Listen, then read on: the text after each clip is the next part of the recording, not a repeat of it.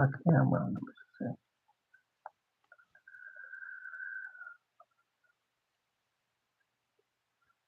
Oh man, never does this. It's being a disaster today. Fuck.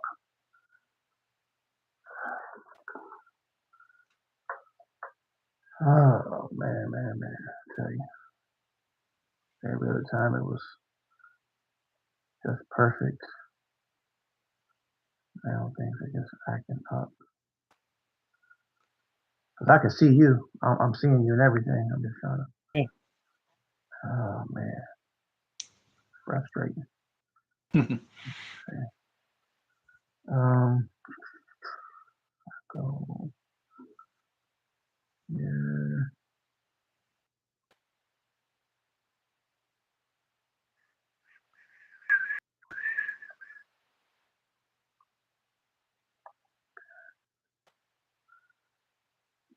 I think people see me. Maybe I don't see myself, but I guess people can see me. I can see you, yeah. Um, okay, so y'all can see me. Okay, Yeah. Yeah, I all can right. see you. I just don't see myself, so that's fine. As long as you see me. Yeah, I Okay. can see you. So hold on one second. We're gonna get going. Hit the thumbs up, please. Cam J, I see you. Thanks a whole lot for the love. Hit the thumbs up, people, and give me a quick second because I'm going to share this on Twitter and Facebook. But we do have out of UK the one and only Wayne. Do I pronounce it Smout? That's right, mate, yeah. Okay. Yeah, All that's right, good. mate. So y'all, please hit the thumbs up. We got Wayne Smout here today out of UK, and it makes it for a perfect chemistry today because you got Del Boy who's representing UK. You got Deontay Wilder who's an American heavyweight that will be fighting. And some people go with where they're from. So if they're from UK, they're going to go with a UK based fighter. Yeah. Um, in a lot of instances, anyway. Now, me in particular, I'm not particularly a Deontay Wilder fan, so I'm No. kind of like, but I'm not, but I like his heart. I like attributes. I like his power. I like Yeah. his heart. There's certain things about him that I do like in the ring, but I'm not necessarily a Wilder fan. You're an But AJ. with Del Boy, I see that he's definitely a person that lets it all hang out in the ring. He's gonna give it his all. He's throwing those hooks to the body, those haymakers, and coming at you like a bull. So to me, it's going to be a perfect style matchup. But what do you think about Deontay Wilder versus um, Derek Chisora? It's an odd fight because you got two washed off heavyweights, and I got my money on Derek to win because I think Wilder's that far gone. I think Chisora will stop him. That's how I see the fight. Okay. So you think Chisora is going to stop him? You think that Chisora has more left in the gas tank? I don't think he has a lot, but I think Wilder's got nothing. And Mm, you look at the Parker fight, the Zhang fight. He looked finished to me. right.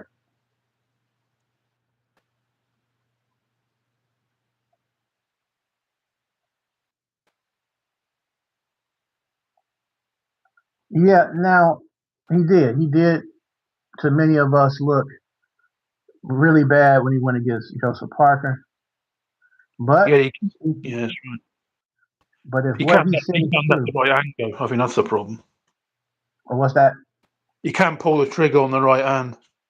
Well, yeah, and that's the thing. I know a few people have said he can't pull the trigger, but if what Deontay Wilder says is true, and he's not just talking just to be talking, he said that he had a lot of personal issues with the mother of his children, stuff that happened outside of the ring, that his mind was not in the right place when he fought Parker in the last few opponents.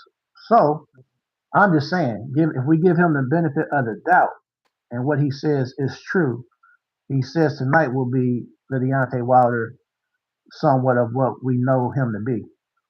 So we're going to see, Yeah, but we are. it's not an easy opponent for sure. I mean, people talk about 13 losses that Derek Chisora has, but he is a dangerous gatekeeper. If you want to consider him a gatekeeper, he's a very, very dangerous one. He's not your typical gatekeeper. You know, he's a very, very dangerous guy. And every time he's lost, on like majority of times He's decisions. fought. He's fought You know, everybody, hasn't he fought everybody. He he? fought all the Resume names. for everyone. Yeah, yeah, yeah. So it's just like you gotta say when it comes to a boxer and that person who's gonna go all out, Derek Chisora is gonna go all out. But at the same time, Deontay Wilder, when we saw him in the trilogy with Fury, he let it all go out. He Yeah. showed so much heart. Um, and man, because he's fought a much bigger Tyson Fury as far as size comparison, height wise, Oh, yeah. body mass. So Wilder oftentimes always gave up, weight advantages where people were always a lot bigger than him. So due to him, so to his credit, we have to give him the credit that he was always a smaller heavyweight in that regard that Yeah. fought these giants of today. The same tonight. He's about 20, 30 pounds lighter than Chisora. Yeah, yeah. Chisora is Like looking 2 real bulky. Yeah. He's like He used to be lighter, 266 wasn't pounds. he? Yeah.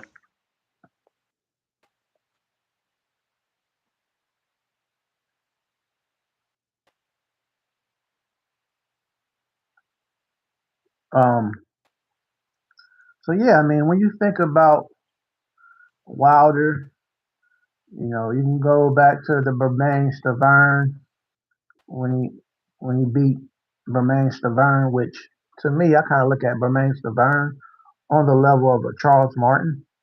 Yeah. Wasn't a great heavyweight, um, but Wilder did, like I said, he did have a crazy trilogy with the Gypsy King. Oh, yeah. That was very Yeah, entertaining. Yeah. yeah, especially I mean the second fight wasn't good because it was one sided, but the first and the third fights were Good fights. Yeah. great Really. fights. Wilder dropping him twice in the first fight and dropping him twice in the third fight. Now, what I Mm, do see with Wilder is, and I was trying to tell somebody this, and let me know what you think, is that yeah. if you look at the first fight, he dropped Fury in that 11th round 12th round, right? or the 12th, one of the two. 12? It was either, Yeah, it's a it was lot. either the 11th or the beginning of the 12th, one of the two. Yeah. But basically, towards the end of the fight. So I'm saying that to say Wilder's power is always there. Oh, definitely. Yeah. So the way I'm looking at this fight breakdown with Chisora is that if Derek doesn't stop him within 5 or 6 rounds, I feel like Derek is going to use so much punch output and swinging, and whether or not he lands or not. But if he's missing punches, he's going to use a lot of energy that way. I Yeah. think that if he can't stop Wilder in 5 or 6 and he starts to fatigue, Wilder's going to catch him. I think his best chances are if he can't stop him in round 5 or 6. I think around round 7 or 8 and beyond, he's going to eventually get caught, and I think Wilder's going to clean him out Well, I fancy Chisora first 6. I think he'll finish him because he's in the definitely a first. good finisher. If he hurts you, Tresor is going to Yeah. definitely, uh, hurt you you know, if he gets you hurt and sees you hurt, he turns into a shark. You know, Oh, he's going to yeah. come out at you. Like or like a pit bull. He'll leave it all in the ring. He'll leave it all in the ring every Yeah, single time. Every single time. that's right.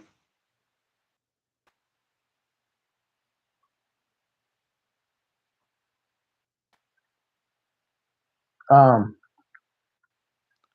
so your prediction is Wilder gets stopped in 5 or 6. Yeah, I feel, and I said it before, so I'm gonna stick to it. yeah, Is if Derek is to stop him, it has to be in 5 or 6 rounds. If it goes past round 6, I got Wilder stopping him by knockout. yeah. That's fair. Yeah. All right, let's see what the next topic is, buddy.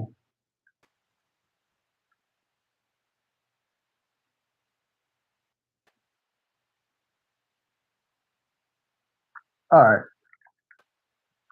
so Moses and Tuma, it's something I seen, Yeah. circulating. Moses and Tuma will be made mandatory for Dubois versus Wardley winner. Yeah. Now, See. you saw that too?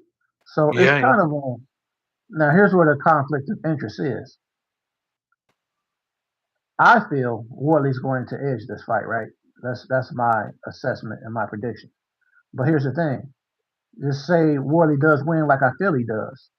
Yeah. Well, Wardley and Tuma, I want to say they both have Ben Davison as their trainer. That's right. Same Yeah. camp. So that's kind of a conflict of interest. Not that it couldn't happen, but that's kind of one of those awkward That's why he positions. You won. know what I mean? Yeah. That's But rank will be hoping that Dubois wins the fight, and then they'll make with Moses. so so you think that Wardley's going to beat? I mean, Dubois going to beat Wardley? I think Wardley will knock him out. Okay, okay. Because I felt the same way. I know it's going to be dangerous for both guys, but I'm just looking at it from the standpoint that when you see either fighter in some type of adversity, it seems Yeah. like Wardley always shows that he could weather the storm to win. Dubois seems to get frustrated when he's not getting his way. He's a He flat track bully. He's an on top. yeah, That's the yep, problem. Mm. yep, yeah. So that's his problem, like you said. Um, so what we're going to see. It's going to be a good fight as long as it lasts. I It's don't. going to be a really good fight. Yeah, yeah. I think it Definitely not ends. 12 rounds that fight. I think it'll end in 5 or 6 rounds. Yeah, that's about it. I think. I think it's gonna be crazy. It's Yeah, it gonna will be. be electric. Yeah. Cam J, you said I'm taking Wardley. I don't trust Dubois in this one, and I feel the same way because I don't trust Dubois either. It's just that he's shown signs of being too frustrated, and then he starts to deflate. It's almost like, hey, if it doesn't go my way, it's my way or no way, pretty much. Look at the AJ fight because he was on top all the fight. It was Su- Exactly. Yep. He had Uli, control. Yep. Usyk, Joyce. The fight is lost. As soon as the other guy's on top, he's in. He caves in every single time. Every Mm. single time.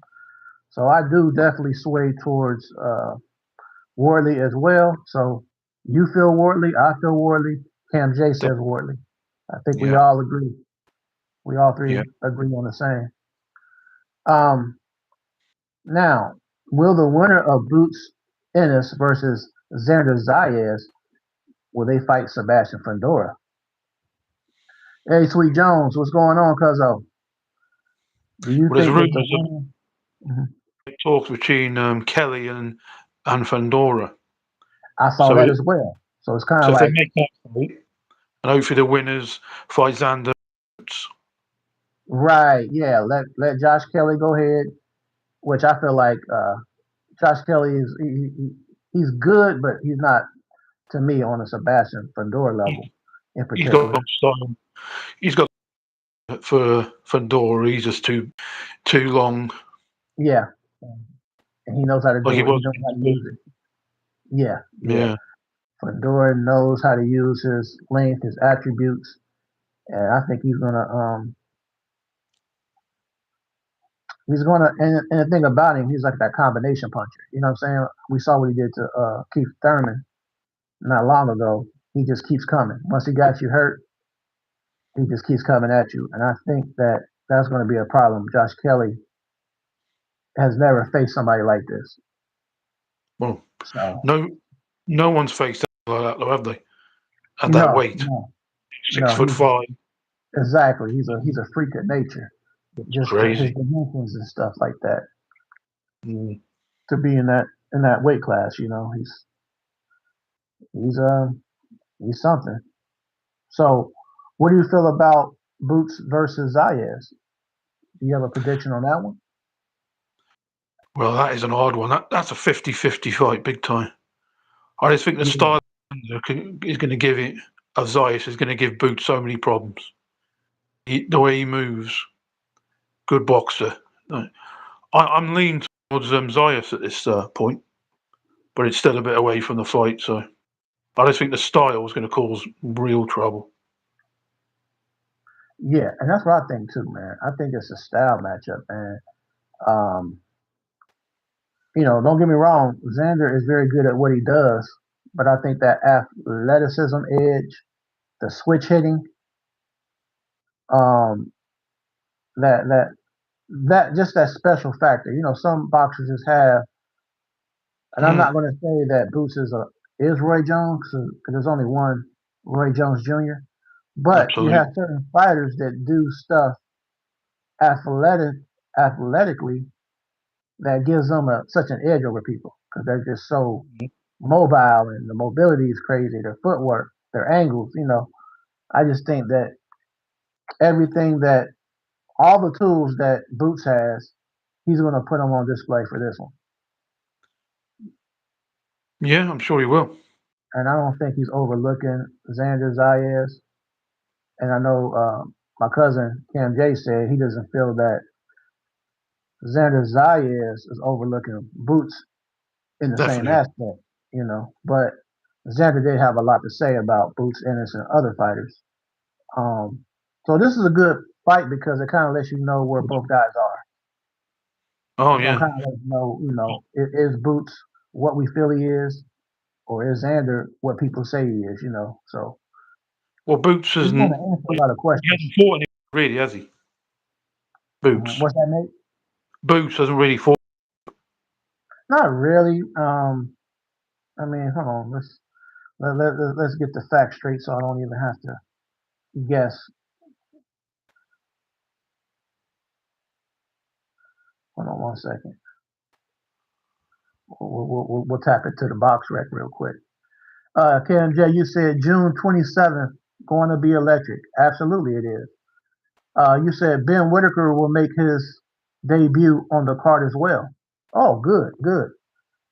I know I like Ben Whitaker. I know some people don't like his style because they think he's too, it's kind of like what was his name, the Prince back in the day, Prince Chris Nassim. hasn't. Yeah, he kind of got that flair to him, so some people don't like that. He Like hasn't got that that. about. He hasn't got Nazim's power. That's the only problem. Right, right, right, right. So, okay, we got Jerron Boots Ennis, ladies and gentlemen. 35 wins, 31 by knockout, no losses. We'll go to his last few fights. He's fighting out of Philadelphia, here in the United States of America, um, age 28. So, of course, he'll be fighting Xander Zayas. But prior to him, he fought Reza Lima. Lima was 14-0, I believe, at the time. And he had his first loss from Boots, TKO stoppage. Before him, he fought Stanley Jonas and did a good job. Uh, and then he fought Karen twice, and he fought David Avanesian, who David Avanesian also fought Bud Crawford. So they both stopped David Avanesian. Um, so yeah, Boots. I mean, he's looking for a more defining fight. and I think he's always wanted that for himself. I think he wants to test himself. I really do. I feel like Boots wants to test himself. I just think that people like Virgil Ortiz wasn't too confident. Even if Virgil Ortiz wanted to fight Boots, it seems like Oscar De La Hoya and different people in his team did not want to see him fight Boots Ennis, as a high risk, the way they look at it. Now, Virgil doesn't have the belt. So I think that this is a better move for Duran Ennis because now Boots Ennis gets to fight Xander Zayas, who's a champ. So he gets to make his true mark right here. Xander Zayas, 23 wins, no losses, 13 knockouts, no draws. He's aged 23 with a 56% knockout ratio, representing San Juan, Puerto Rico, 5'10", orthodox, 74-inch reach. So he has a 74-inch reach. Let's see what Boots Ennis has. Same. They both have 74-inch reach. But, of course, Boots Ennis is a switch hitter. Now, Zayas, he looked pretty good. Did you see the fight when he fought Abbas Baru? Yeah, I did. Yeah, That was a very much like a tough fight. It was a tough fight. Like yeah. both He's an guys underrated. were, yeah. Yeah, he's good. So this fight to me is 50-50. Bruce Ennis versus Zayas. It's 50-50. I'm going to sit back here and still think on it, but I am edging Boots. Um, I think because of his athletic abilities and just that certain factor, man, just that certain factor that Yeah, what he has, you really don't teach. He just has it naturally. Like I said, like Roy Jones, certain stuff they have is not really taught. They just have it naturally. And I yeah, think that's going to be the defining factor against Xander. Not that Xander's not a good fighter. I just think that Boots is going to show how exceptional and talented he really is. He passed the eye test. He looks good to the eye. So I think Oh, this is going to be a yeah, definitely. situation. Yeah. Cam J, you said Virgil Ortiz ducked Xander and Boots in a 5-month span. You make a good point. And because of that, the reward for Boots is the shot at Xander Zayas for the belts. Some people don't realize when they do the ducking and all that stuff, they do themselves a disservice. Now, because Virgil didn't want to fight Boots, but then he didn't want to fight Xander, now Boots and Xander are willing to fight each other. So sometimes, people do certain stuff, you're giving another person a blessing. So now Boots is in position for the title shots. And then from that point, he'll have that as a bargaining tool. T Hill, what's going on? What's going on, brother? Thanks for coming in. So what do you feel about that, mate? I still fancy Xander in the fight. Oh, you do? You fancy Xander? Okay, okay. Yeah, I do. I like the way he moves. There's too many fighters on Twitter making these fights that never happen. You don't see him on there. He just makes the fight. Right, right, right, right, right, right. So I like the way he moves. To be fair. Okay, okay. Respect, mate. Respect. So what do y'all feel then? T Hill, Cam J, Sweet Jones. What are y'all predictions? Boots Ennis versus Xander Zayas. I'm edging Boots Ennis, but the mate from UK, Wayne says he's going with Xander Zayas. So he's taking Xander. I'm taking Boots. What are y'all taking? Let's see, y'all. That's why I love boxing, man. We all think differently. Yeah.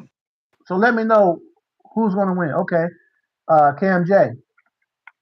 Eddie Hearn spoke on IFL and said they're looking to start negotiations with Pandora and make the winner of that fight in Boots versus Xander fight each other after.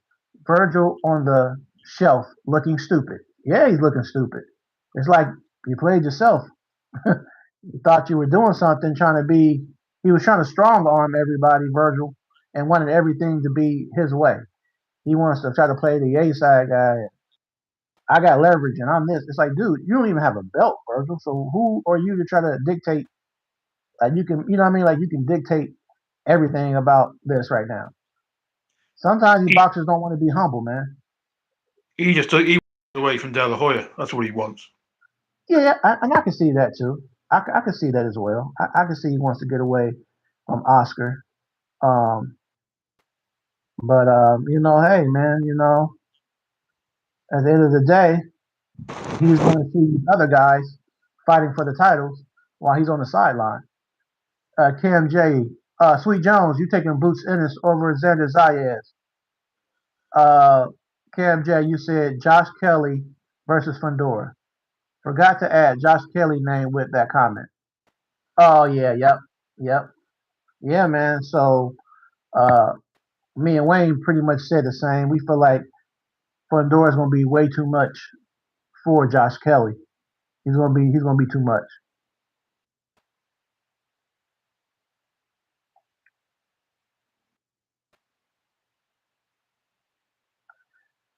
In the light heavyweight division, Dimitri Bivol versus Michael Eifert on May 30th. What you think about that? Bill just boxes head. Yeah, that's what I feel like. Bivol's going to just give him a what do you call it? What do we say when you a master class? It's going to be a master class. Yeah, I think so. Yeah, I don't think that Eifert has anything that's going to trouble him. I just can't see what he can do that's going to actually trouble him. Boxer as Because well. right, exactly. Never going to outbox Bill. Bivol is slick on his feet. His He feet are. has a quick release of his hands. Yeah. He just yeah, he's too much for him. Oh, far too much. It's Now going to be in that circle, what's that, mate? going to be in Russia, I think, isn't it? Yeah, it's going to be in Russia. Yeah, because Yeah, first it was going to be somewhere else, but now it's going to be in Russia. Yeah, where Bivol from. that's right. Yeah. Yeah. So yeah, you're taking Dimitri Bivol over Michael Eifert. I'm taking Dimitri Bivol over over Michael Eifert. What do you guys think in the chat? Uh, T Hill, Cam J, and Sweet Jones. Dimitri Bivol, Dimitri Bivol versus Michael Eifert. What shall take? What's your prediction? Also, in the cruiserweight division, now that we're talking about Dimitri Bivol, although he's a light heavyweight, Mm. a guy who was technically a light heavyweight stepping up to cruiserweight, David Benavidez. His name is often associated with Bivol and Peterview. Yeah. Um, he's going to fight Zerto Ramirez May 2nd. How do you see that playing out? That's. David Benavidez versus Zerto Ramirez, cruiserweight. I like the fight. It's a really good fight. That really good.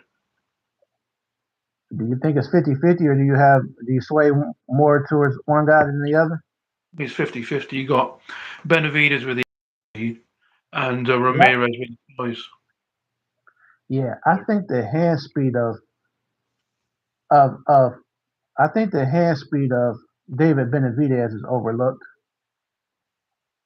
Mm. Not only is it underrated hand speed, but I just think that the his mindset, the fact that David Benavidez wants to fight everybody, he wasn't going to sit around and play any games if he couldn't get Dmitry Bivol or Beterbiev. You know what? I'm not going to sit around and get ring rust. Let me go ahead and step up to cruiserweight and fight Zerto Ramirez. Most people don't think like David Benavidez. He doesn't get credit for that. He gets a lot of slander. that, oh, he's not this, he's not that. I'm like, hey man, I don't care what island a fighter's on, if they're on PBC, if they're on Top Rank, if they're on Matchroom, if they're on Queensberry or whatever, the zone, whatever association you have. I'm here to see what talent you bring to the table. I don't care who you with. David Benavidez needs to get his props. A lot of people don't like him just because he is a PBC fighter in particular. Hey, if you're a good fighter, you're a good fighter. Another PBC fighter, he's retired, Sean Porter. He fought everybody. So what can you You, say bad about Sean Porter? He fought everybody from A to Z. yeah, he did. He fought Errol Spence. That was a great fight.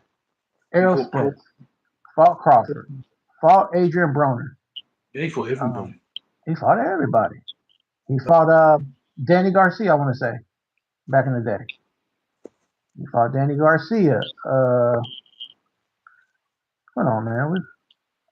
Since I'm already on Box Rec, we'll just go ahead and we'll give special shout outs to to to Sean Porter for what his contribution to the sport of boxing. Okay, so Sean Porter, 31 wins, 17 by knockout, 4 losses, 1 draw. He lost to Terrence Crawford, 2021. He beat Sebastian Formella, 2020. Errol Spence he lost in 2019. He beat Yordenis Ugas. I forgot he fought him as well, 2019. He beat Danny Garcia, 2018. He beat Adrian Granados, 2017. 2017, he beat Andre Bertel. He lost to Keith One-Time Thurman in 2016. He beat Adrian Broner, 2015. He lost to Kell Brook in 2014. He fought Paulie Amalanaji in 2014. I mean, this guy's fought.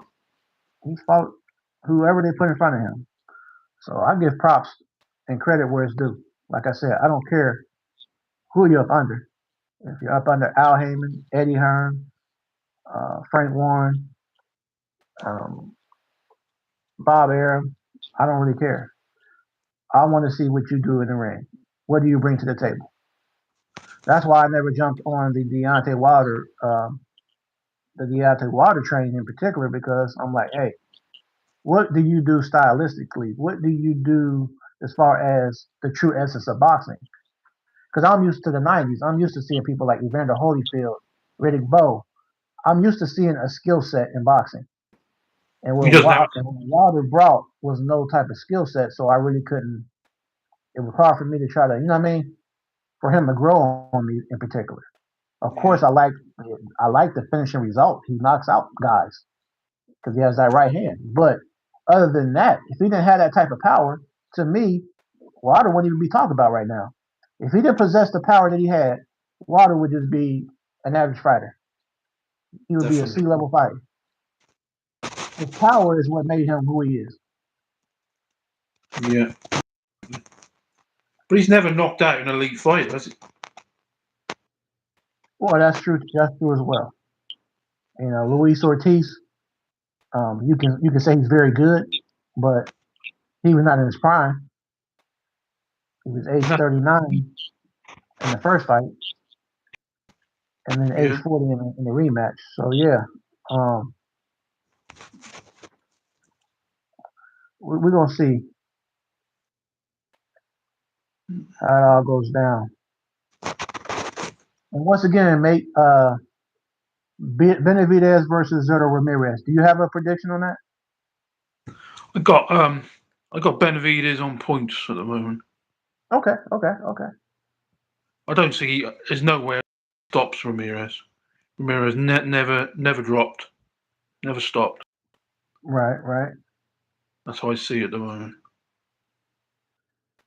Um, Now what about in the super bantamweight division?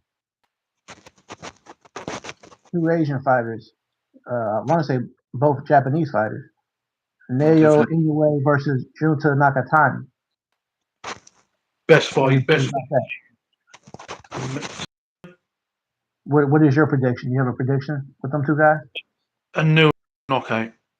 That's what I got. I got Inoue by knockout. I wasn't in particular too impressed with the last performance of Nakatani.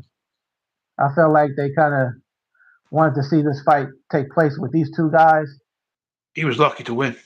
He was lucky to win. That's what I felt like. I feel like he got it because they wanted this moment to be great to build this fight up. But I don't feel like he has what Inoue has. Inoue is, man, that's a Unbelievable. bad dude, man. He is no joke. The power for Like, a super bantamweight. yeah, man. I'm taking Inoue for sure. I'm taking Inoue for sure. It's already sold out in Tokyo, 50 odd thousand. And what's that? It's already sold out. The Yeah, that's Inoue. what I heard. Yeah. A fight like that, yeah, a fight like that with those type of marquee names, it sells itself out. They don't even have to do a whole lot of promotion for real. Just those two names they're so stamped in the history. That fight just gonna go like that. It's gonna sell. Yeah, it's the biggest fight ever in Japan. Yeah. Yeah. All right, let's talk a little bit about Tim Tszyu. Tim Tszyu, 26 wins, 18 by knockout, 3 losses. Super welterweight, 69% KO ratio. Out of Australia, orthodox fighter, 5'8.5", 70.5-inch reach,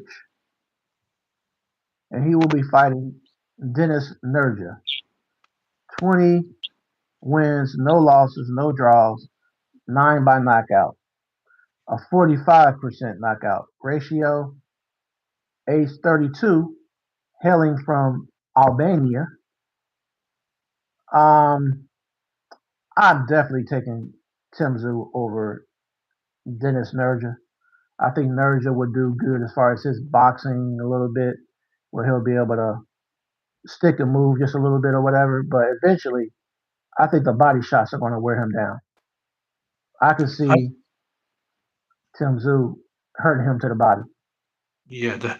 Do we know the opponent? Have we seen the opponent before? Dennis Nerja, when I seen some of his film earlier and watched it, nothing really stood out really. You know what I'm saying? I mean, he beat a guy from I think you pronounced it. Let me see, Charles Shinema, an African fighter, at the time was undefeated, from Nambia. He beat him, but it was a very, very boring fight. It didn't catch your eyes. It's the type of fight to where if you're watching it and you have more important things to do on your phone, you would be more watching your phone than watching the fight. That match between Nerja and Charles Shinema, it was not a good display. Yeah, I don't remember seeing Um, him. yeah, so he's really no one that I would just be like, oh man, this guy's going to really give Tim Tszyu issues. I mean, when Tim Tszyu did lose, to be fair, he lost against some names. You know, he fought some people. You know, Oh, Tim Tszyu fought Sebastian Fundora. We just talked about him earlier. He lost to Sebastian Fundora. He fought Joseph Spencer. He fought Bakram Murtataliev and lost by TKO to him. He fought Sebastian actually twice and lost twice, yeah. both times. He fought Brian Mendoza, the only guy that ever knocked out Sebastian Fundora. Did yeah. Brian Mendoza, 22 2-0, um, was beaten by Tim Tszyu. He fought Carlos Ocampo. He beat Tony Harrison, who we knew fought Jermell Charlo. Yeah. Um, so he's definitely building up his resume. Tim Tszyu is definitely building up his resume. So respects to him. Now, like I said, he shouldn't have any problem, in my opinion, to get past this Dennis Nerja, the Albanian fighter. Once he does, the talk is that he will be fighting. Tim Tszyu wants to fight Errol Spence. Errol Spence finally coming back after a long layoff. Yeah. I think Tim Tszyu is not the type of fighter you fight after a layoff, especially given the circumstances that Tim Tszyu has been active. So let's go to his box rec again. Tim Tszyu fought Sebastian Fundora in the first fight, 2024. He fought Bakram, 24. He fought Joseph Spencer in 25. He fought Sebastian Fundora in the rematch in 25. And then he fought Anthony Valaquez in 25. So this man he's been active. He fought 3 fights in 2025. Yeah. And Errol Spence, let's look him up. Hasn't fought since Crawford, has he? Yeah, he hasn't fought since Crawford because at that time he was at 147. So now Spence is at 154, but he has not had a fight at 154 yet. So this would be his first time fighting at this weight class. And then you haven't fought since your loss in 2023. He hasn't fought since 2023. July 2023. So, to me, it doesn't make sense for him to fight Tim Tszyu right now. I'm not saying he shouldn't fight him in maybe 3 or 4 fights from now, but why wouldn't he fight Jermell Charlo? Jermell Charlo's been on a layoff. Let me look up Jermell Charlo. Well, he's been for 3 years as well, hasn't he? Yeah, he's been inactive as well. So that to me is a better style matchup. He hasn't fought since Canelo, has he? Yeah, he fought. Let me see. Yeah, 2023. Yeah. So they both fought back in 2023. You fought Canelo, you lost. Spence fought Crawford, you lost in 2023. Why not these two guys fight each other? You both been out the ring just almost about 3 years apiece. So it makes sense for y'all two to fight because you still got names. You still both are names in the boxing. In the 154 pound division, but you both been inactive.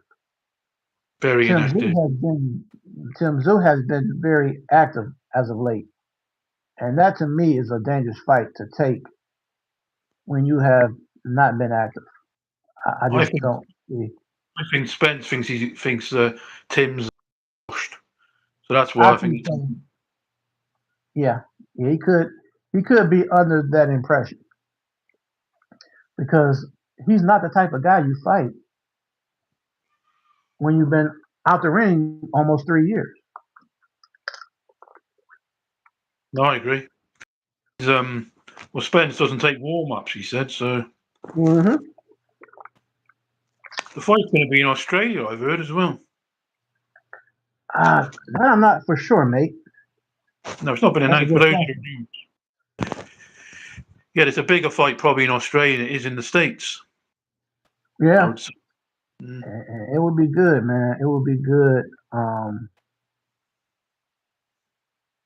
It would be good, like I said, if he fought Jermell Charlo, but I don't think he's going to take it. I think it's going to be Tim Tszyu, and it is what it is. I'm not sure he ever fights again, to be honest. So these guys need to do something. They can't just keep sitting around and being not active. No, exactly. They got to do something. That's what kills a fight. Inactivity. Absolutely. Absolutely kills a fight. It does. It does. Jose, you said, "Hey Wayne, I heard you love Canelo."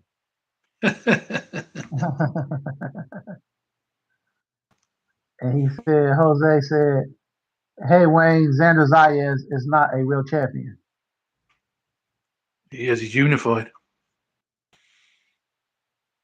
He says Wayne hates the Charlo.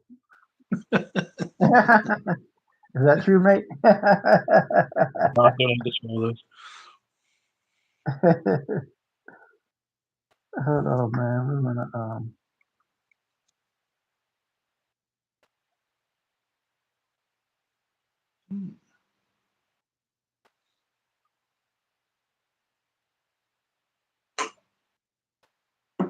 see what else.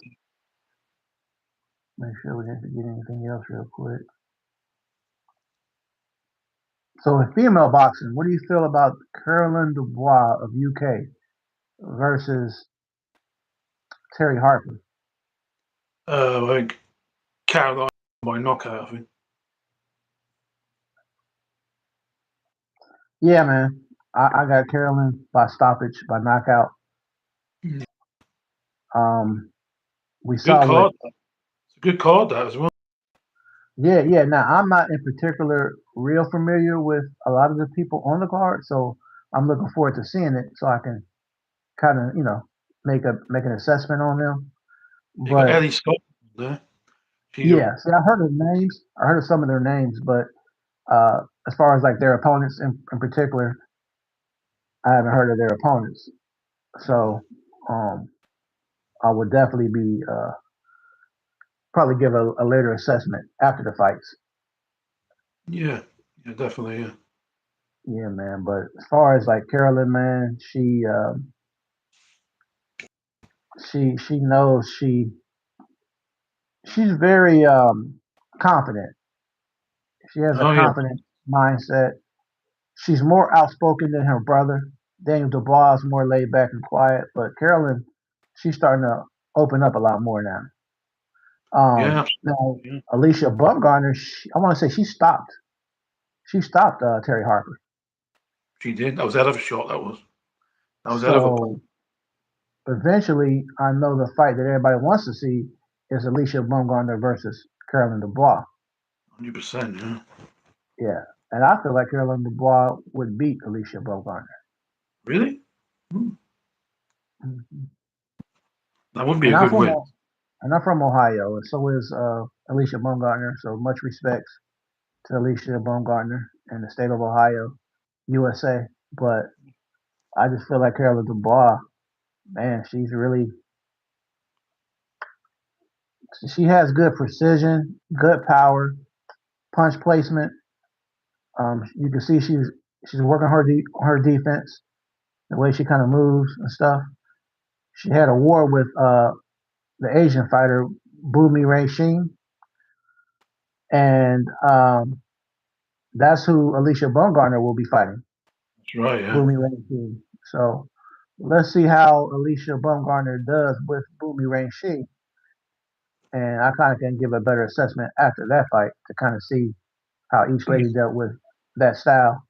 But then Terry Harper is somebody that Alicia beat, so we'll see how Carolyn Dubois does with Terry Harper as well. she did. Yeah, that was one punch, and the ref jumped in. That's when she first signed with Matchroom. We heard of her, and but Bangor has not really gone since the Mayor win. She's been inactive, and she had that Yeah, drug. Michaela. Yeah, and that wasn't an easy fight for her. That was definitely a fight. That was a Um, fight. yeah, that people was kind of like, well, hey, it could have went either way. It could have been a draw. Yeah, So I would like to see that fight ran back. Really, that's the type of fight. When fights are that's a like big, that, those are fights worthy of a rematch that's one of the biggest fights you can make in women's boxing. for sure, man, for sure. That is a very big fight. All right, so we'll do the final tell of the tape for Chisora versus Deontay Wilder. Derek Chisora will be weighing in at 266.7 pounds. Deontay Wilder at 226.4 pounds via boxing scene. Derek Yeah, Chisora, age 42, no spring chicken. Wilder, age 40, 2 years younger, no spring chicken. Um, Derek Chisora, 36 wins, 13 losses. Wilder, 44 wins, 4 losses, 1 draw. Wilder, 83 inch reach. Chisora, 74-inch reach. If Wilder really knew how to use a jab, Yeah. he could cause a lot of problems for Chisora. But that goes back to the trainers. That goes back to Wilder's been. I know Wilder started late, but you figure if Wilder's 40 now. He started boxing at the age of 20. That's 20 years down the drain of really learning nothing more than your right hand. Get that Why? because Mark Breland, his former trainer, he had a job. Yes, he did. And I think he wanted to implement that for Wilder. I think Yeah. the way I heard, the things I heard is that Wilder made JD as the main trainer and pretty much put Breland in the background. And he let So, JD run the show. It didn't make sense. Why wouldn't you but want the Olympian, the guy who actually knew what he was doing, show you? I think Wilder was too caught up in the hype of the fan, not just his fan base, but just people in particular, and he fell in love with his own power. yeah, So he kind of neglected everything else. Like, okay, if power is all I need, why learn this? Why learn how to throw a left hand jab? Why learn how to throw a left hook? Why throw body shots? You know what I'm saying? If I can line them up and land my right hand on the chin, they're gonna fall. It's just that it's just unfortunate that he let all those years go by and he really learned nothing more than landing his right hand. yeah, I mean, we're gonna see today. We're gonna see later on today if he's yeah. using anything else because when you see him with his new trainer Don House, you don't really see a whole lot more development. You see him doing things on the pads that he will not bring to the ring. He looks good on pads.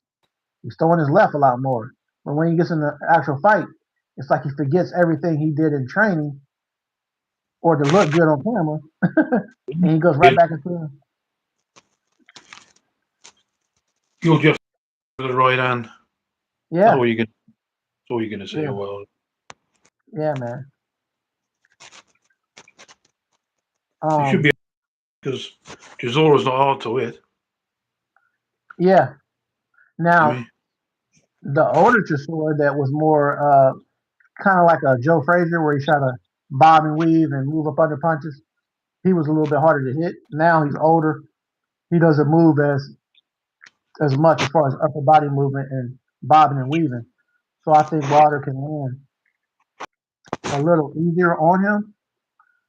Um, but I think the best thing for Chisora to do is if he can get Wilder on his back foot. If he can keep him on the back foot or trap him in the corner, then that's where he's going to do his damage. Kind of like he did with was that David Price? He had him up on the ropes, and Chisora broke him down. yeah. But he's You going to go to know, the go to Wilder's body. yeah, No, go to his body. Yep, yep, yep. that's what he's Take going the to. air out of his tires. Absolutely. Go, go to that body, man. Go to the And Wilder, body. Wilder, he never goes to the body, does he? Very rarely, man. Very rarely. He's a headhunter. I think it Yeah, would benefit him to go to the body. would you? Now he did go to the body a little bit more. If you go back to the third fight with Tyson Fury, That's he right. was going Yeah, to the body more. If you looked at Tyson Fury, you could see he started looking kind of uncomfortable. Wilder was going to the body, but then Wilder, after a while, he just went back to the old Wilder again. He kind of got, yeah. kind of got reckless and stuff, and it's just a lot of little tweaks that a person like Mark Breland could have really helped Deontay Wilder be Definitely. Yeah. more of a force than just power itself. Mark Breland would have gave him more polish to his game. Of course he would. Yeah. It's one thing to have power, but like Mike Tyson said, if the power can't reach the target, the power doesn't mean much. No, absolutely right. You know. You've got to be able to land. And at the moment, Yeah. Wilder and the power. Oh yeah. Oh yeah. Um, we'll go over a few more things. You got a little bit of Yeah. time? Yeah, absolutely. Yeah. Okay, we'll go over a few more things before we close it out. Um, I like Usyk, but I do not care to see him fight a kickboxer. I don't know why it seems like now it's almost like Tyson Fury started something when he had the WBC belt and fought Ngannou. Now people think that they can be champions and fight people like non-boxers like that. It's like Mm. if anything, the heavyweight division right now is kind of thin at the top. The people at the head, you got young Moses, but he's young still. Moses Ntuma is still young. So the only person you have that's a seasoned fighter is Ajit Kabiel, who's a champ. Mm. Why not Usyk fight Ajit Kabiel? It No. doesn't make any sense. It doesn't make any sense for that fight not to happen. The politics of boxing makes it bad. Because think about it. If this was UFC, which I don't really watch, but if this was UFC, you better believe Ajit Kabiel versus Usyk will happen. But in boxing, it makes too much sense. And what makes too much sense doesn't normally happen. It's so stupid when you think about it. Why Oh, wouldn't you want that fight to happen? yeah. The type of pressure that Ajit Kabiel brings, the fact that he goes to the body like he does, that's the perfect matchup because people claim, quote unquote, that Usyk doesn't like it to the body. So why not put him in there with a fighter to to to to either prove the point that he can't take body shots, or say, hey man, that was just a narrative that people put out there. But put Ajit Cabio in there and put Usyk in there and let these guys fight. Because at the end of the day, Usyk only has 3 or 4 fights left. So why not it be Ajit Cabio? It doesn't make No, any sense. it's a good fight. I don't think it's a fight to win. I think Usyk's just too good. But I think Usyk's a kickboxer. He's beat everybody. I think if any deserves a soft touch, it's him. I don't think it's just one soft touch. Yeah, and I get it to an extent. Yeah. But think about it. We talk about the soft touches. But shout outs to my guy, Des Scobie. He was on the show twice Aye. out of Texas. He's in the Yeah. group too. Like he said, where have we ever moved the goalpost? And I'm talking about Usyk, and I'm talking about the soft touch. Just like Tyson Fury had a soft touch when he fought Ngannou. And I know AJ fought Ngannou, but AJ wasn't the champ when he fought Ngannou either. He wasn't, so it wasn't a conflict of him holding the milk in the belt right now. So why is it that Evander Holyfield and them were held to a certain standard of fighting everybody and clearing out the division? Holyfield, guys like Muhammad Ali, Lennox Lewis, these guys fight everybody, even Klitschko, the tally. They fight everybody that there is to fight. But why do we move the goalpost and say, okay, this person deserves a soft touch? Probably When because they didn't give that grace to Evander Holyfield. It was like, no, you fight the next toughest dude.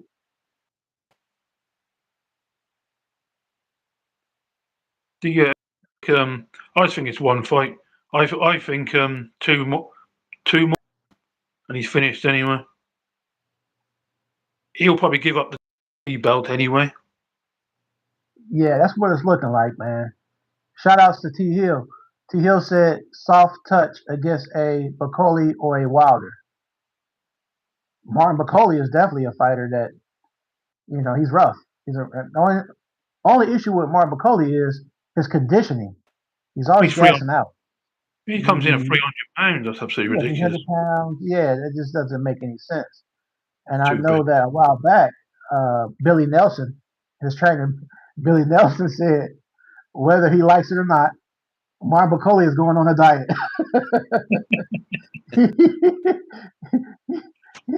he put his foot down. He put his foot down. Like, look, you're not going to just eat like you want to eat. You're not going to just because you're coming into these fights. in terrible condition. And as a 100%. heavyweight fighter, I mean, come on. I understand there's no weight limit in heavyweight divisions, but come on, you need to have some level of, you know, being in some type of, physical condition to meet, to fight 12 rounds. Yeah. Absolutely.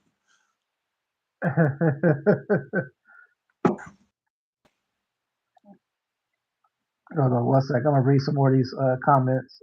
Yeah.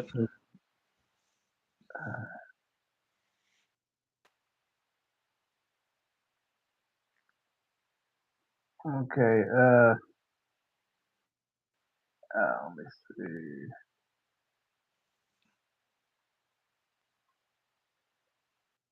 The Drop Zone Unlimited.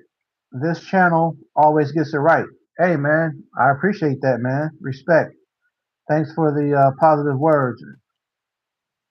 Uh, T Hill, you said absolutely, Bean, and those fights should be against kickboxers.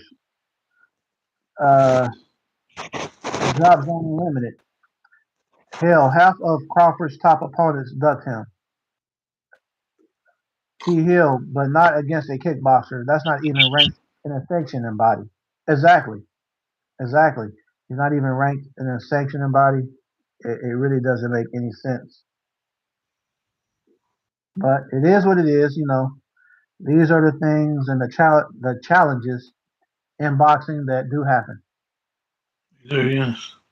They do happen. It's a good undercard. Have you seen the undercard? Whose are some of the people on the undercard? I think I have it here somewhere. Let me see. Shiraz is fighting for the world title, isn't he? And that's an undercard of who? He's fighting the the guy that beat lost to Canelo, the Cuban. He knocked him out, didn't he? He's a Danish fighter. Not quite sure of Oh, his you know name. about Edward Berlanga, the guy No, that not Shiraz. no, not Belang. There's a Danish guy for the vacant title who Hold on, let and me the look him up. Cuban. His name. I'll look it up real quick. Hamza Shiraz.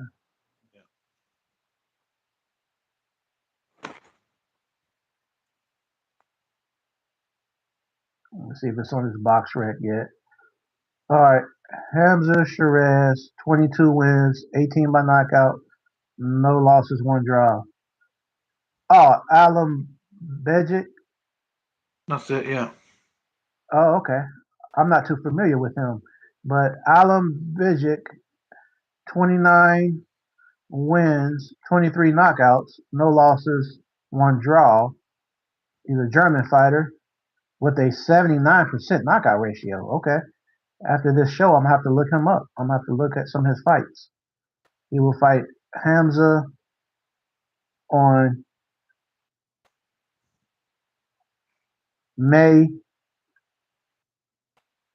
May the 23rd. That's right. Okay. And you got Torres rescheduled fight, the heavyweight fight. Sanchez. Yeah, That's like, oh, Sanchez. Yeah, yeah. So yeah, Sanchez was injured, so that fight got postponed for them. But I did see on social media and different platforms that Richard Torres is called out and said he wanted to fight. He would be willing to fight Moses and Tuma. Now, yeah. here's the thing though. I don't see. I would edge Tuma because his athletic ability and his speed and stuff. But Torres, I mean, if he doesn't have some type of belt or something, I don't see the reason right now at this point in the career of Moses, it wouldn't make sense for him to fight a Torres right now. No, Because what does Torres really offer? People don't know him all like that. A boxer purist would know him, but the average guy, the casual, ain't gonna know who Torres is. no, no, it won't happen at the moment. Yeah, it wouldn't make sense. The timing's not right. The timing's not right for that one. Oh, speaking of Del Boy, let me know what you think about this, y'all. And you too, mate. Derek Chisora said that Moses and Tuma should fight Michael Hunter. We forget about Michael Hunter.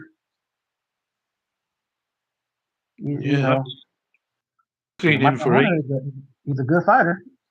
Let's look at his last fights. It's been a while since we've seen Michael Hunter Yeah, because most of the guys he fought lately were not really big names. But Michael Hunter, I feel like he'll fight anybody. Michael the Bounty Hunter. Michael Hunter, 24 wins, 17 knockouts, one loss, and two draws. His last fight was in 2024. So he's been out the ring for a while. I know he's had some conflicts with Don King. Um, he fought Cassius Chaney back in 2024 and won by a decision. Of course, his most notable win is probably Martin Bacoli back in the day. He fought Jerry Forrest, had a draw, I believe, he lost his Usyk, a innit? split decision draw. Yeah, he's only lost to Uh, Usyk. yeah, Usyk's the only one that beat him, and that was at Yeah, that was at back in like 2017. you know I think was that a cruiserweight? Yeah, I Cruiserweight, think. yep, that was at Yeah, cruiserweight. So as a heavyweight, uh, he hasn't lost. I don't believe he's only lost. Yeah, he's only lost as a cruiserweight to Usyk, but as a heavyweight, he has no losses. that's right. Um, of course, he's a small heavyweight, but still, that would be good for Moses because Moses, the the the the thing that people are saying about Moses is he hasn't been in deep waters, or another thing is he hasn't had rounds. The most rounds he had, I think, was Jermaine Franklin, which he eventually stopped him in 5 rounds. Well, Yeah, Michael Hunter's a mover. Jermaine Franklin is not. So I think with Michael Hunter, he's going to have to trap him. He's going to have to cut off the ring. He's going to have to do certain stuff that's going to make him exert that energy. You know what I mean? I think yeah, Michael Hunter is a good match for him. yeah, yeah. It would be. Yeah, Yeah, Michael the Hunter is kid, a very good boxer. the kid's He just special at the never, moment. he just never gets those the big name fights. And like Michael Hunter is just, he fought Povetkin that time and drew with him. He fought Alexander Povetkin back in 2019. So Yeah, I remember that. yeah, man, we'll see, man.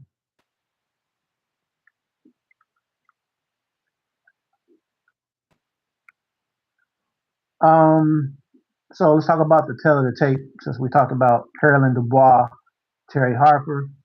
Mm. Um, this is via Sky Sports slash MVP. Carolyn Dubois, 12-0-1. Her opponent, Terry Harper, 16-2-2. 42% knockout ratio for Carolyn Dubois. Her opponent, Terry Harper, 38% knockout ratio. The height, 5.55 and a half. Carolyn Dubois, her opponent, Terry Harper, 5'8" and a half. Wow. Okay. So Carolyn has a 2-inch reach advantage, 67-inch reach.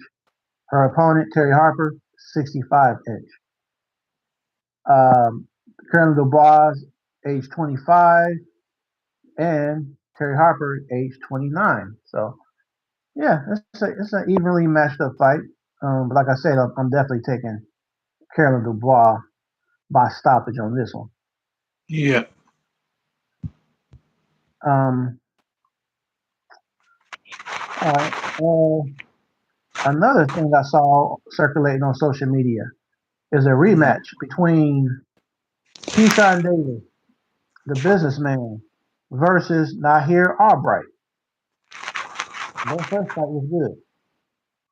First top ranked show in it on the zone, Yep, apparently. TR top ranked the zone. Yep, the merger, Yeah, man. Uh, so for people can you see that, mate? yeah, I can see that. Yeah, All right, so everybody else can kind of see it. But yeah, so um, that to me is a good fight. I know some people say, "Oh, why this rematch?" But I mean, it was a guy that gave Keyshawn Davis his hardest fight. And then the last opponent that Nahir Albright fought, Frank Martin, that was a war. I He thought he made won that. That's what I'm saying. Some people edge Nahir Albright, felt he won.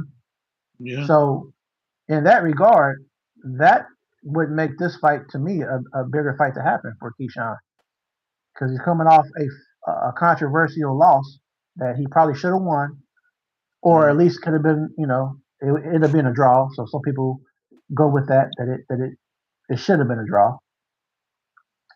This is a good rematch. You know, I don't mind rematches like this. Now, if it was a situation where Keyshawn had beat Nahir Albright by a decision and he's dominated him, or vice versa, if Nahir dominated Keyshawn Davis, then I'm gonna say why fight again. But this fight was a close fight. I have no problem with that rematch in particular. But that would be May 16th. Uh, I don't know if it's official, but that's what I see. Um, let me look on their box rec just to see if it's on there. See if it's up there yet. I don't think it's been officially announced yet. Now, what do you feel about Keyshawn Davis? I like him. I like the guy. Really, really He's good. good. Yeah, He's really really good. talented. 14 wins, 10 by knockout, no losses, no draws. Keyshawn Davis, 71% knockout ratio, age 27, out of Norfolk, Virginia, USA. I mean, to see his last fight, how he stopped Jermaine Ortiz, that was That beautiful. He stopped it. He hurt him with a body shot, and then you smell blood, and you go in there and finish your man. That's a true finisher there. oh, he's a. Because And I Tio, don't want to sound. Yeah. Tio had an hard fight with him. What's that, buddy? Tio had an hard fight with Ortiz. Yep. Uh, he had a fight. I think it went to the decision, right? Yeah, he did. Yeah, But then look at, for instance, I brought this up in another panel. I like Keyshawn Davis. He's very talented. But I mean, I like Shakur Stevenson. But I still feel like Keyshawn Davis is. I think he possesses what Shakur has with the X factor as well. I think Keyshawn can box you, but he can also stop you. I don't definitely. think Yeah, that he's. I don't see that out of Shakur Stevenson. If Shakur Stevenson fights Jermaine Ortiz, it's going to the distance. He's going to win, but it's not going to be a stoppage. He just doesn't have that switch to me. no, two safety first. Yeah, it's too safety. Yeah, so that's the only issue that I would have to say in regards to Shakur Stevenson. But the fight that we want to see, since we're talking about Shakur as well, Shakur Stevenson versus Tank Davis. Do you think we ever get to see that?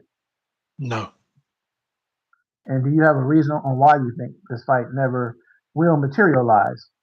it's down to Tank. I don't think you'll see him fight that opposition. You Aney or Shakur. Um, That's on that. man, that's a Unfortunately, fight. Man, that's a fight. That's a big money fight. oh, it's a Shakur versus Tank. massive To fight. Yeah, me, Mike, where when you said we know Tank will not fight Shakur. no, I don't think he Well, I will. mean, I would like to think that he would, because like I say, it's definitely the money fight.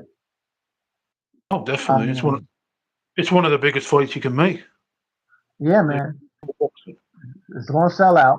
It's going to sell out Absolutely, fast. definitely. Yeah. It's going to sell out like Nakatani versus Inoue. It's going to just go. The only way it gets made is if Turkey throws a load of.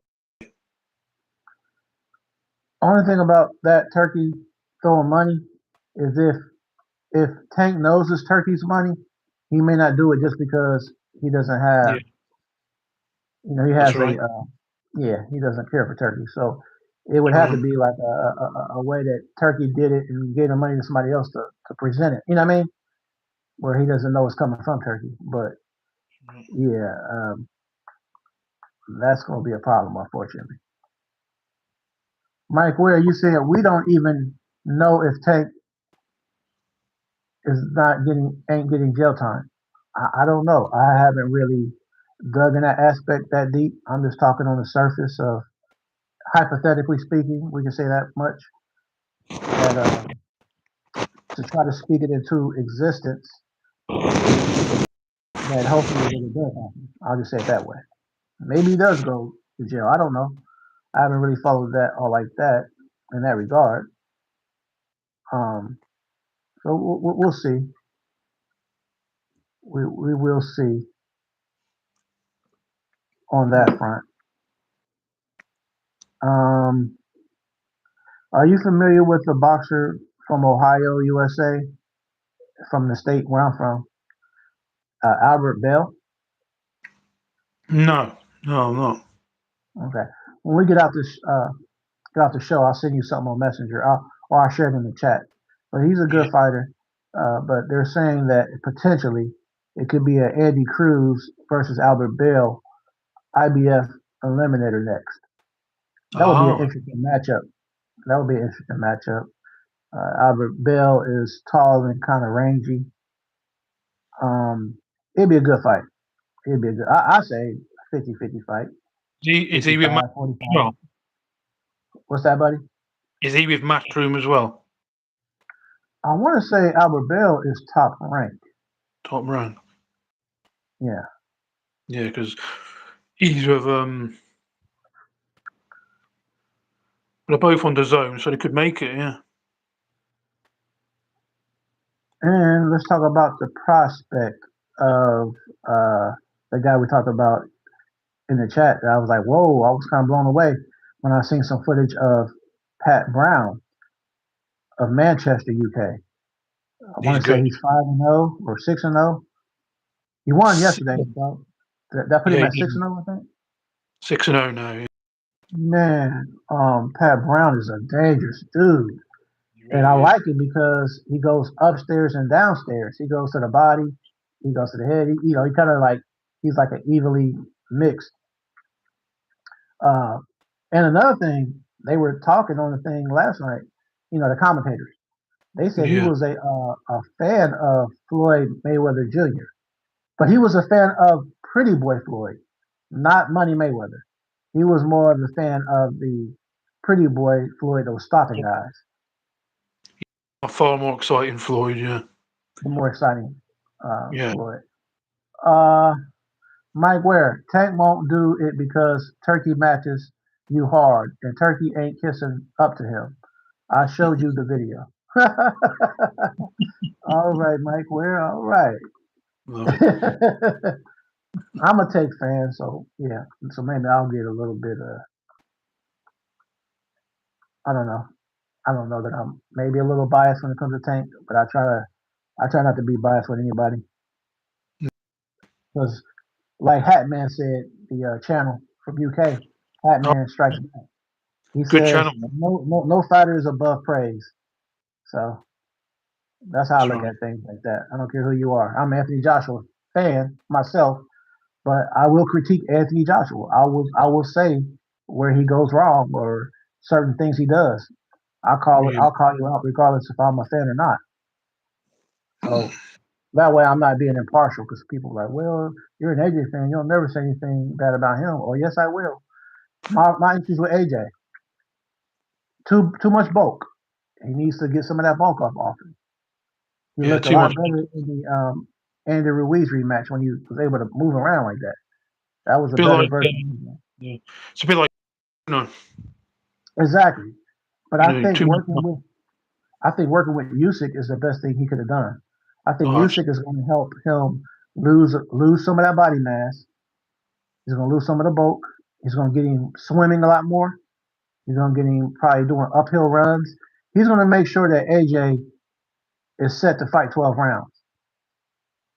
if you can't learn anything off the great Usyk, Yeah, if you can't learn from Usyk, then you'll never learn. no. Mike Ware, you said, told you they added me as admin because I ran Robert Elmore off for his hate post and praising Tank.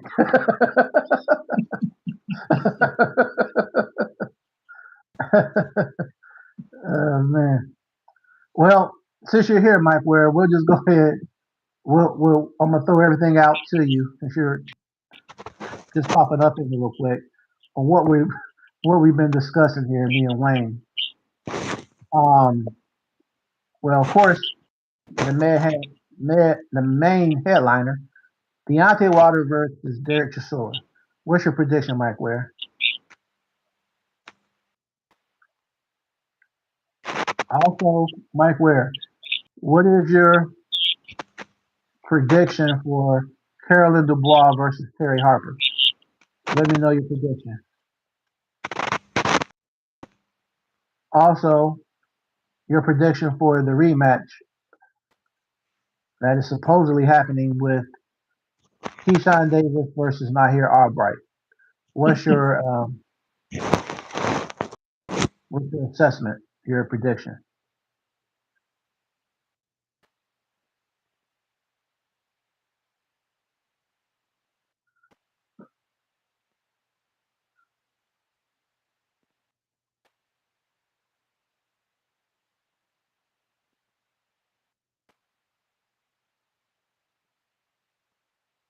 You got Carolyn Dubois over Terry Harper.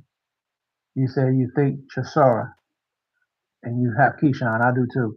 What about potential fight with Tim Tszyu versus Errol Spence? Of course, Tim Tszyu will be fighting Dennis, the Albanian fighter. But what do you feel about Tim Tszyu versus Errol Spence? And what's your prediction for Dubois versus Fabio Wardley? What is your prediction for Dimitri Bivol versus Michael Eifert? What is your prediction for a person you give much scrutiny to, David Benavidez versus Zerto Ramirez? And what is your prediction for Inoue versus Nakatani? All right, Mike Ware, you said as much as I hate Tim Tszyu, at this point he stops Errol. Man, Errol hasn't been in the ring like 3 years, man. That's terrible. That's terrible.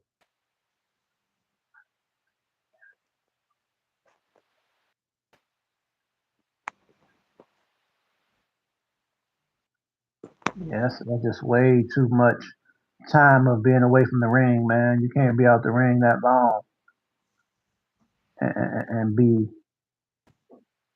at your be at the peak of your of your game. That's not how boxing operates.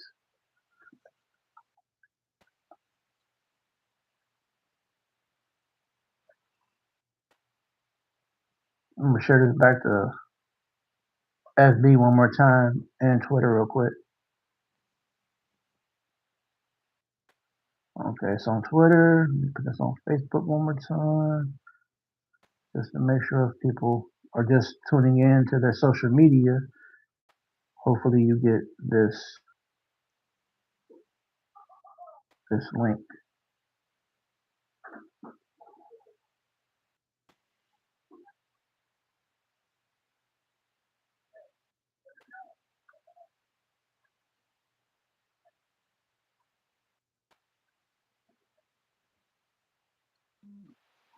All right, Mike, where you said, oh, okay,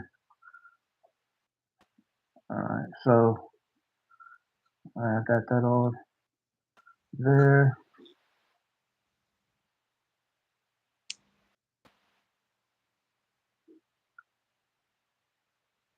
Oh, okay, so Big Baby Miller will be fighting Pero. Yeah, yeah, What do I've you think seen about that. that one? Is that me? Yeah. Yep. What do you think, Yeah. mate? What is your prediction on that one? Miller, I think. Miller, you think a decision, or you think you stop him late or mid Mm, round? points. Yeah. Miller's not a big puncher, is he, Miller? He's not as big of a puncher for the size that he is. He No. comes in there weighing 300, 315, but Yeah. he has a lot of output and he has a pretty durable chin. I mean, he took Dubois' biggest shots, and to me, in particular, I don't like the stoppage. It was the very last round, like 30 seconds or 15 seconds left, and they Yeah, stopped the fight. They should let the fight just go to the end, yeah, even if he got dropped, you know. But I think that was a bad stoppage because the fight was pretty much over. yeah. Well, a long way ahead anyway, wasn't Yeah. Um, yeah, Mike. Where you got Wardley? Yeah, me too. I might not be on here much longer because maybe about 15, 20 more minutes, maybe if that.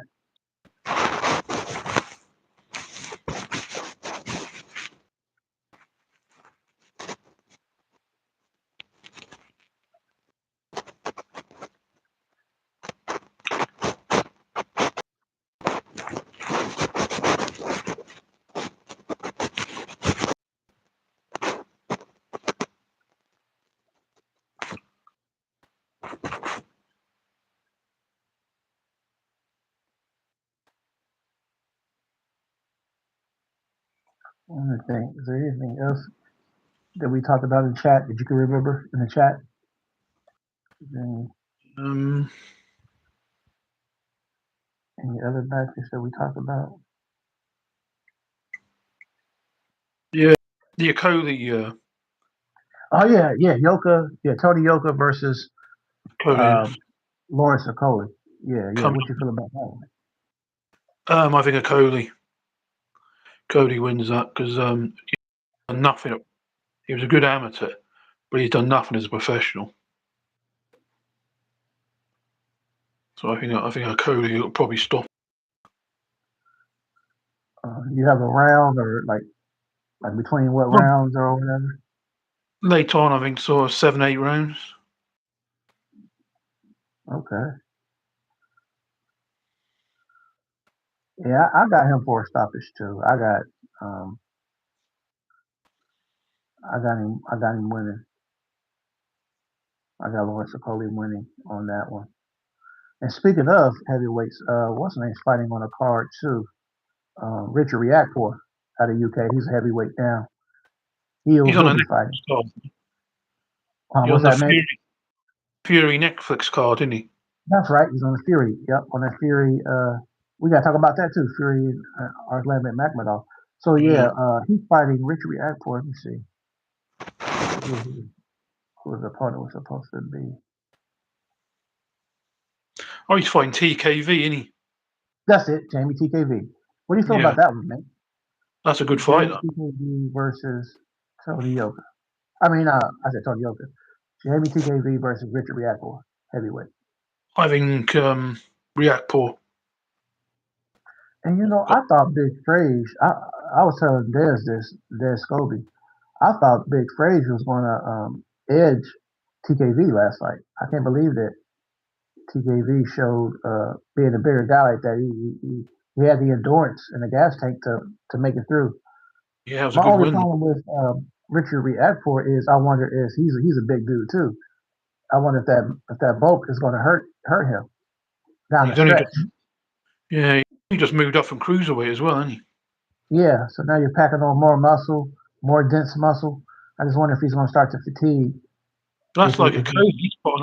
A Cody's put on like 4 stones since he went up to heavyweight. yeah, you said 4 stones. Now I know that's how y'all speak over there, the lingo in UK. Do you know what 4 stones is in American in pounds? £14. 14 pounds. No, Okay. each stone's £14. Oh, each stone is 14 pounds. Okay, I Yeah, got you. yeah, each stone's £14. So that's a lot Oh, of okay. weight. Yeah, that'd be like 14 times four. Yeah, that's a lot of weight. That. That would be. Let me see.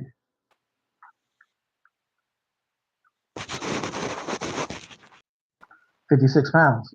Yeah, That's a lot yeah, of weight. that's a lot of weight. Yeah. All right. So on that card, the main. Well, we'll talk about another undercard fight. Is well, yeah, we'll talk about Arlamin Magmadov versus Tyson, Gypsy King Fury. Well, he's got to win Fury. If he's done, and he he should be too slow for Fury. So Fury on points maybe stop him Yeah, late. and that's what I was saying. I was telling somebody I think that it'll be a fight like a I mean definitely what a key point of what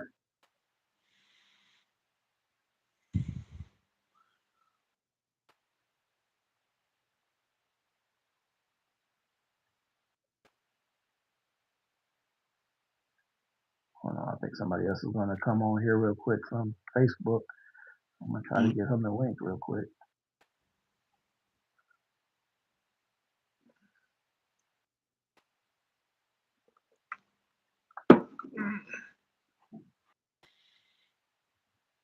Yeah, my thing is with that, I feel like Fury, we know he can be a very good boxer. We know he can kind of mix it up.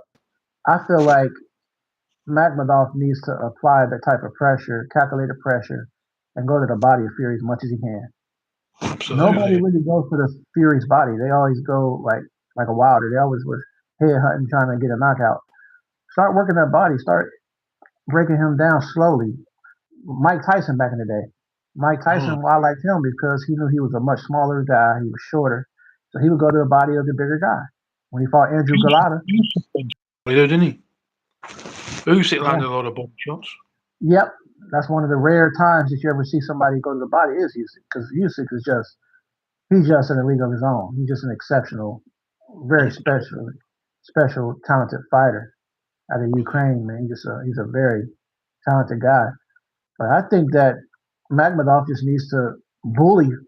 He needs to try to bully Fury too because he's strong as an ox as far Yeah, as he's a on big. the strength side, and that's one advantage that Fury won't have. See, Fury's used to having Wilder who's smaller, Deontay Wilder, where you can lean on a person with a smaller foundation.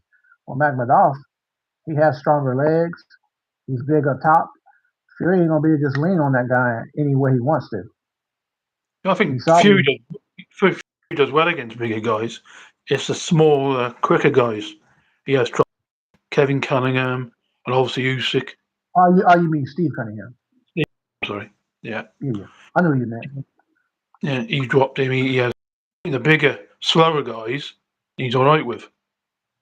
Well, I don't mean big in the sense of just a slow guy, but for instance, like a Francis Ngannou, a person like Yeah. that, he couldn't just headlock him. He couldn't just lean on him. And he hit him with an elbow, and Francis Ngannou ate it up. So I think a person like a Ngannou, who's got that, I mean, that real broad, big dude that he just can't out muscle, I think he's going to struggle with him. I just think what Ngannou's problem was he didn't go to the body enough. But he's not really a boxer. He's not a natural boxer. If he went to the body more, I think he could have did a lot more damage to Fury. Oh, yeah. Definitely, And yeah. I think Magmadov needs to do that. I think he needs to go to the body more and then sneak those uppercuts in there when he can. If he gets inside, he can He's sneak got an power, uppercut hasn't in he? there. He's got power, Yeah, Magrador. yeah, he got power. Yeah, he got power. Yep, he does got power for sure. Mm. Um, and let's talk about this tonight because I know we talked about Derek Chisora and Wilder, but Wilder, I think that's the co-main event. I don't think that's even the main event. The main event Yes, is Conor Ben, right? Ain't Conor Ben the main event? Conor Ben's on the Card of Fury. I mean, yeah, my bad. My mind's everywhere. Yeah, that's what I meant. So Yeah. Conor Ben and Regis Progress will be on Netflix. That, What do you think yeah. about that? Conor stoppage, I think. I think Progress is pretty much done, to be honest. I've seen. Yeah.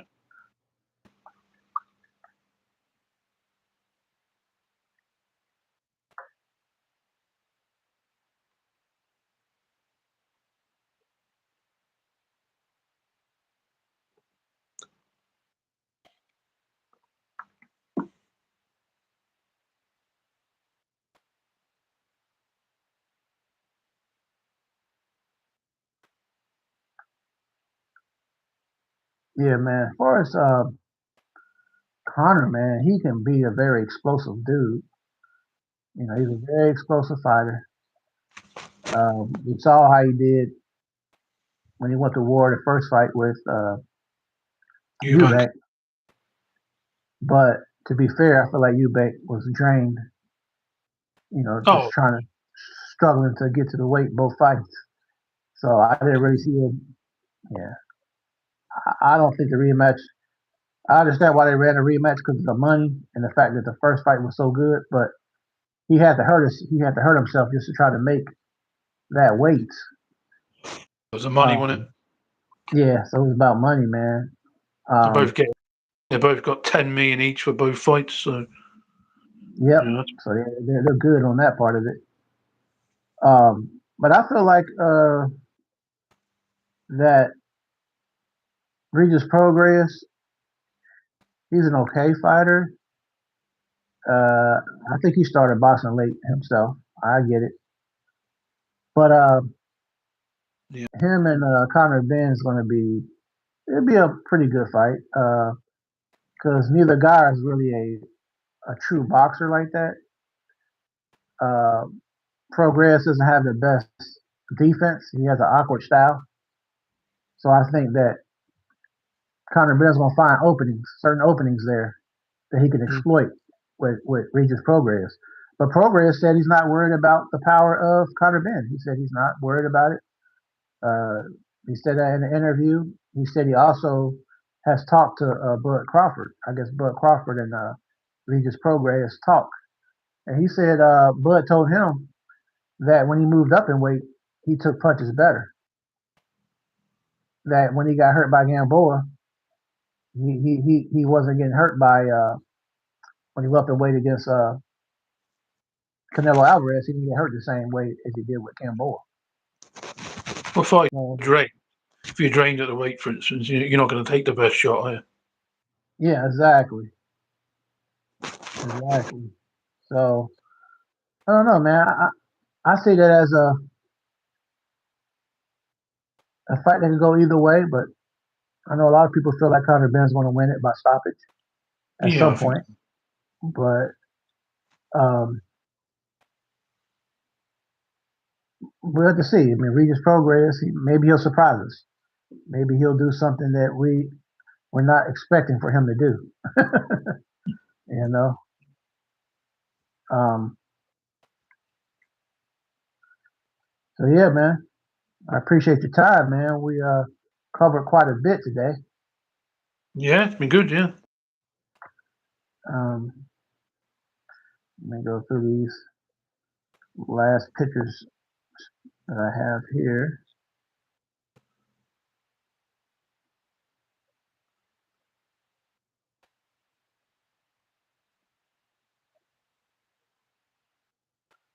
All right. So for those who are just tuning in, and for those who run this back, me and Wayne covered quite a lot today. Oh, this is a fight I forgot about too. yeah. Uh, Dave Allen versus Philip Herkovic. It's just been announced. Yeah, I don't see it going good for Dave Allen. I think he's going to get stopped mid rounds. he's a tough guy. He's not going to win. Dave Allen's got. He's not going to win, but he is tough. It'd be hard to stop. He doesn't get stopped very. He one thing I can say about him, I like to be fair. I like to be fair around it. So I understand he's not the best fighter, but he will fight the best that's out there. So I gotta give him credit that he doesn't duck anybody. No, he doesn't. Dave Allen will fight anybody. He'll fight anybody. So in that regard, any fighter who has that mindset, I give him a certain level of respect, just on the fact that we live in an era now where people want to protect their own. Yeah, Tyson Fury was like that for a long time. Tyson Fury, he maneuvered around a lot of people. Look at he could have fought. I think it was Price. He didn't fight David Price. yeah. Remember that? Yeah. Uh, We he never. didn't fight. He never wanted to fight Usyk. If He didn't. Turkey, Yep, yep. if He Turkey, never wanted to use. he'd have never took Yep, that fight. exactly. He never wanted Usyk. He tried not to fight Oscar Rivas back in the day. Yeah.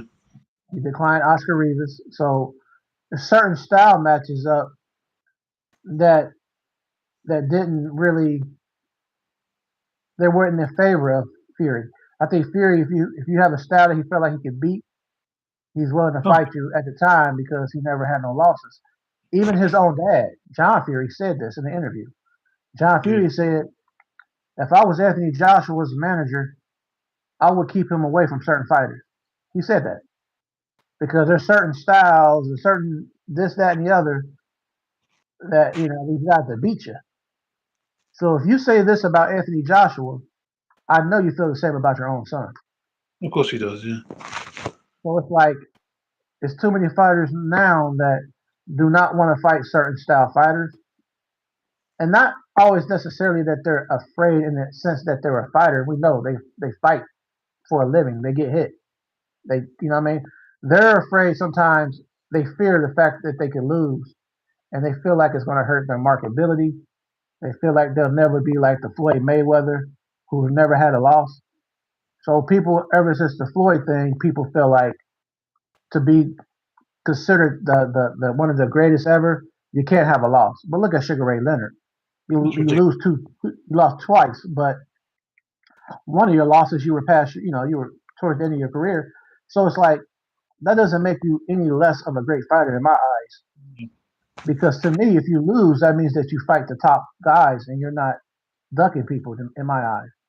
Muhammad Ali, he lost fights, and he's probably the Muhammad greatest Ali. ever. Exactly. Yeah. Exactly.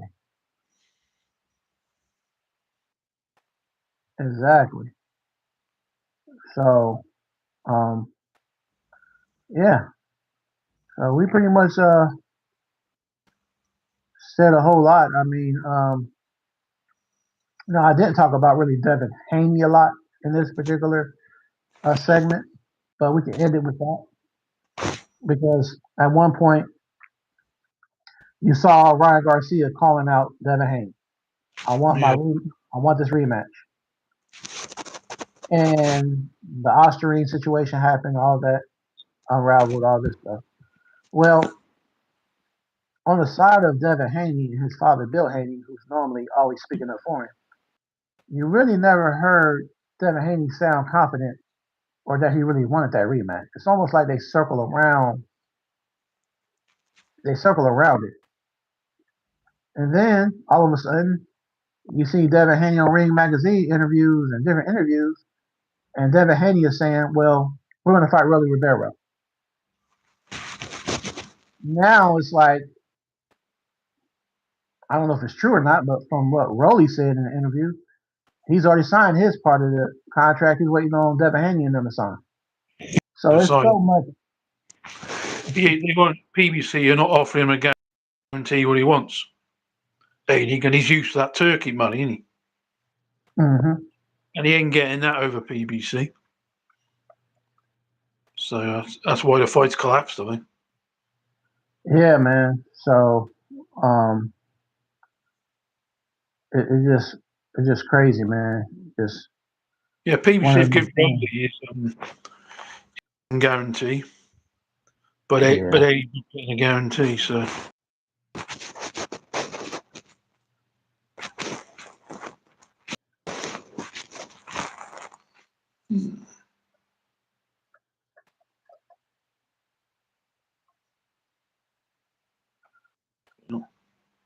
Um.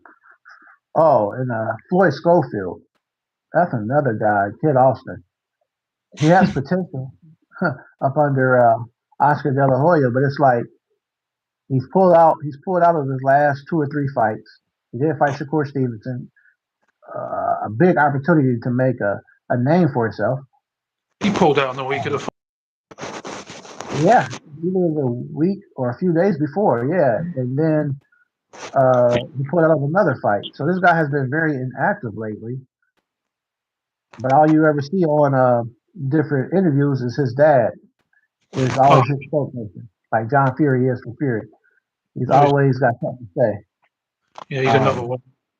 it's like, He dude, we have to start. he wanted to fight Mason, and he was asking for Yeah, Abdullah Mason. Yep, Yep. To $10 million. Well, you're never going to get that. Yeah. Yeah, that's outlandish, man. Some people throw out crazy numbers knowing that this is never going to happen, Yeah, and of course. that's another way of ducking right there. When you outprice yourself, that's another form of ducking. That purists know what's going on, but a lot of Right. other people may not know. You know what I'm saying? But we know it as a purist. We know what it. We know the some of the little secret things they do. And if you don't want to fight, just say you don't want to fight or whatever. But they would rather try to make the appeal be something that it really isn't. But he needs to get in the ring. He's another one that he got so much potential, and you're a young fighter, but you're not fighting. You're getting ring rust. So your next fight, you may not look so good. Yeah, he's another one who wants to leave Oscar as well. Yeah, yeah. Another one. So these guys are definitely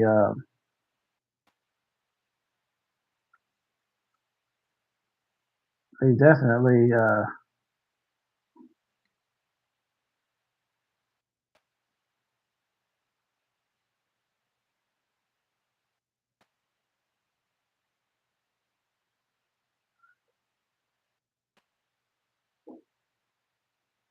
so all right, mate. So I think we covered a whole lot today. Hopefully we can get you back on here in the future. Yeah, absolutely. Really enjoyed it. Yeah, yeah. And next time it'll be a little bit more smoother because I'm gonna keep as I do this more and more. I'll get better with the technical aspect of it. I was trying to see what I did was I was trying to set the time for 10 o'clock my time at 9 o'clock, which was 2 o'clock your time. But I guess when I preset that actual link and I Yeah. put it on social media, I had no way to get back inside of there again. I didn't know how to get back inside there to actually, connect with you. So when you were on there showing that you were trying to connect with me, I couldn't see that. So I had to delete Oh, that one and start a whole other link over. yeah. So yeah, once I figure that part out, then I'll be even better. Sorry, mate. Yep. I Yeah, said yeah, yeah. Yeah. yeah. So thanks for your time again, man. You enjoy the rest of your Saturday. We'll get ready for these fights here shortly. Yeah. Thanks for that, mate. See you soon. All right, mate. Take care. See you there. See you. Oh, man. Wayne Smoot has just left the show. And I want to say thanks to everybody who pulled up here at Ring Walk Boxing Podcast. I will be live tomorrow at 6 p.m. Eastern Standard Time, as I am every Sunday. 6 p.m. Eastern Standard Time, every Sunday in the USA. I hope everyone has a safe Saturday and get ready for the Deontay Wilder versus Derek Chisora fight coming on in a few hours. The undercards may already be on, I'm not sure. And I'm going to go over to Cam J Networks and check out his channel as well. So y'all all be safe, and I will catch you all on the next round. Peace.